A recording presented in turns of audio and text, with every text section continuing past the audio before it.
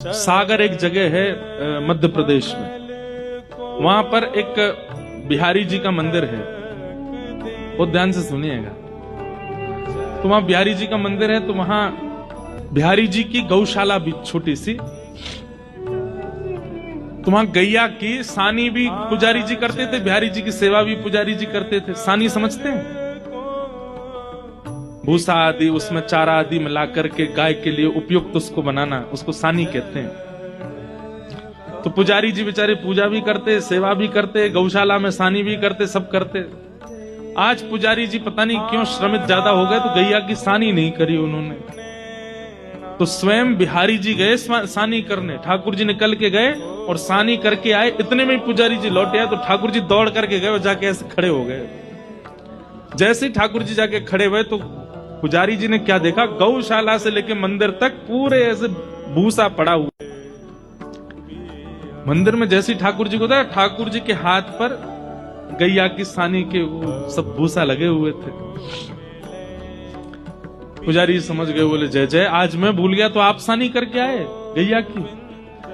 तो ये कथा हम सुना रहे थे कथा में, तो हमने केवल ये बताया कि पुजारी जी ने देखा कि ठाकुर जी के हाथ में सानी के भूसा लगे हैं, पुजारी जी के नेत्र सजल हो गए। मैंने कहा भैया ऐसे बिहारी जी आपके सागर में विराजते हैं।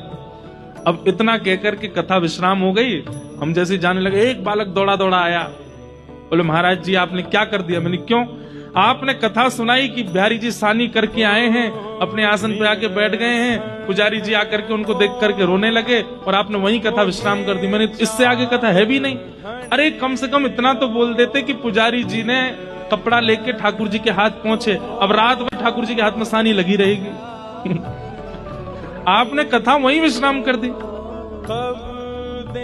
अब यहां देखिए, वो व्यक्ति कथा को कथा की तरह नहीं सुन रहा है। वो व्यक्ति कथा को ऐसे सुन रहा है कि प्रत्यक्ष लीला हो रही है, महाराज जी उसको बता रहे हैं, और महाराज जी ने ठाकुर जी के हाथ से सानी की भूसा हटाए नहीं। अब रात भर ठाकुर जी उसमें, उसकी वो बात मेरे ऐसे घर कर गई कि घर जाकर के कक्ष में बैठ के अपना आसन बिछा के मैंने फिर कथा करी। और कथा में फिर हमने कहा अकेले ही कि पुजारी जी गए और फिर बिहारी जी के हाथ में जल से थोड़ी वो सानी पहुंची, और उसके बाद बिहारी जी की शयन आरती करा के सुलाया। इसे क्या कहते हैं? इस भावना को कहते हैं चैतन्य। क्या कहते हैं? आप जो यहाँ लीला सुन रहे हैं, आप जो यहाँ भाव सुन रहे हैं, ये केवल एक वक्तव्य नहीं है, ये कथा नहीं है, ये प्रत्यक्ष लीला है। ठाकुर जी चैतन्य है।